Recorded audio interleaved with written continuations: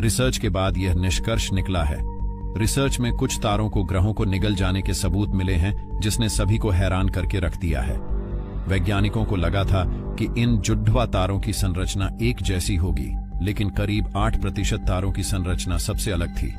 वैज्ञानिकों ने कई तारों पर रिसर्च की जो एक ही दिशा में मूव कर रहे हैं। साथ ही इनमें से कुछ के अंदर आयरन निकेल बहुत अधिक मात्रा में पाया गया। 7 करोड़ साल पहले दिन काफी छोटे होते थे। उस समय 23.5 घंटे का ही दिन होता था।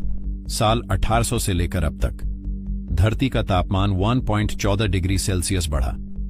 यह 0.2 डिग्री सेल्सियस प्रति दशक की दर से बढ़ रहा है। क्या आप जानते हैं कि ध्रुवों की बर्फ पिघलने से धरती की घूमने की रफ्तार घट रही है? धरती अब पहले से धीरे घूमने लगी है। वैज्ञानिकों का कहना है कि धरती के ध्रुवों पर जमी बर्फ अब तेजी से पिघल रही है और भूमध्य रेखा के पास धरती पर वजन लगातार बढ़ रहा है। इससे धरती धीरे घूमना शुरू कर चुकी है और नतीजन घड़ियों के समय पर इसका प्रभाव पड़ रहा है। ये सब ग्लोबल वार्मिंग के कारण हो रहा है। ध्रुवों पर जमी हुई बर्फ पिघल रही है और सागर में मिलता पानी भूमध्य रेखा के पास वजन बढ़ा रहा है। नेचर में इस स्टडी को प्रकाशित किया गया है। स्टडी कहती है कि इससे धरती की घूमने की गति कम हो रही है और इसी कारण घड़ियों में से 1 सेकंड के समय को कम करना पड़ सकता है। इसे नेगेटिव लीप सेकंड कहा गया है, जो कि 2019 तक घड़ियों में से कम किया जा सकता है। हमारा ग्रह बीते 6 साल के सबसे पावरफुल सोलर तूफान की चपेट में आ गया। इससे पृथ्वी के मैग्नेटिक फील्ड में बड़ा डिस्टर्बेंस पैदा हुआ।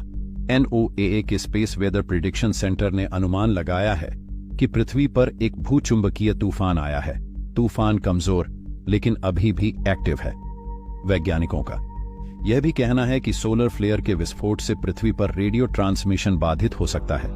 जब सूर्य की चुंबकीय ऊर्जा रिलीज होती है तो उससे निकलने वाली रोशनी और पार्टिकल्स से सौर फ्लेयर्स बनते हैं।